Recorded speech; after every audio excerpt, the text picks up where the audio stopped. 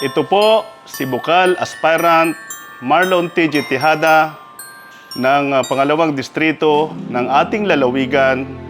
Kasama ang aking pamilya, ang aking may bahay, si Doktora Lauren Tejada, ang aking mga anak, si Doktora Goldie Ann Tejada, at Councilor Ian Mar Tejada ng Bayan ng Dait ay bumabati po ng maligayang Pasko at manigong bagong taon sa inyong lahat.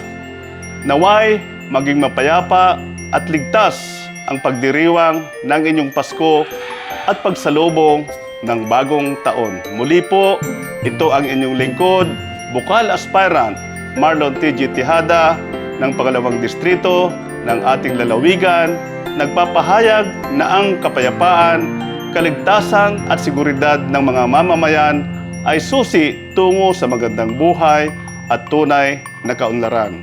Hangad ko po lagi ang inyong kaligtasan. Merry Christmas and a Happy New Year!